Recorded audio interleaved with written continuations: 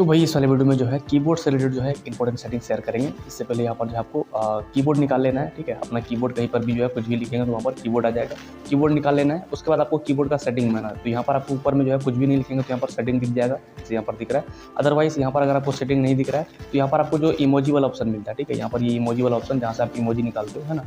तो यहाँ से आपको क्या करना है, इमोजी वाले ऑप्शन पर क्लिक करके रखना है। क्लिक करके रखेंगे और यहाँ पर स्लाइड करेंगे तो सेटिंग दिख जाएगा ना। तो इसमें लाके छोड़ेंगे तो यहाँ पर ये सेटिंग में आ जाएगा। तो ये आसानी से आप सेटिंग में पहुँच जाएंगे कीबोर्ड का। उसके बाद यहाँ पर आपको जो है प्रेफरेंस वाले जो है सेटिंग में आएंगे, है ना। यहाँ पर आएंगे, उसके बाद सबसे पहले आपको जो है ये वाला जो है सेटिंग ऑन कर लेना है, नंबर रो वाला। तो यहाँ पर इसको ऑन कर लेंगे। अब इससे होगा कि यहाँ पर जो है नंबर रो आपका जो है ऐड हो जाएगा, है ना।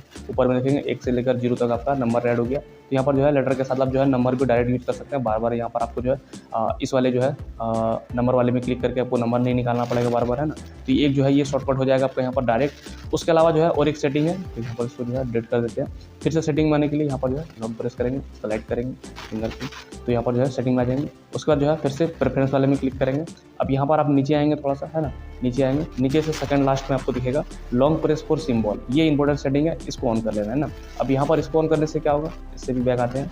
अब यहाँ पर देखेंगे सारे लेटर में जो है कुछ कुछ सिंबल आ गया, है ना। तो कभी क्या होता है ना कि हमको जो है कुछ यहाँ पर जैसे मान लीजिए कुछ लिखना है, ठीक है, किसी का नाम लिखना है इस तरह से, जैसे कि ये लिख दिया हमने नीलेश, है ना। अब मान लीजिए जीमेल लिखना है, @ कुछ ऐसा लिखना है, जीमेल वगैरह लिखना है, नंबर वगैरह ऐसे करके जीमेल लिखना है ना। तो यहाँ पर इस केस में @ यहाँ पर डायरेक्ट यूज कर सकते हैं। इसके लिए बार बार आपको सिंबल में जो है यहाँ पर टैब नहीं करना पड़ेगा, सिंबल नहीं निकालना पड़ेगा, है ना।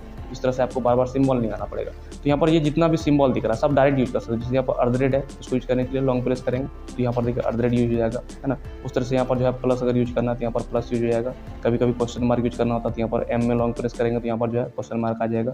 तो जितना भी सिंबल वगैरह है वो यहाँ पर जो है डायरेक्ट शॉर्टकट के रूप में क्रिएट हो जाएगा।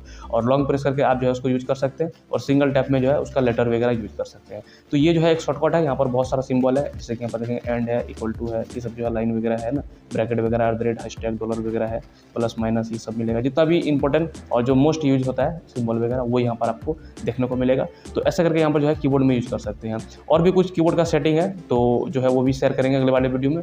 तो इतना इस वाले वीडियो के लिए, फिर मिलेंगे नेक्स्ट वीडियो में। जय हिंद।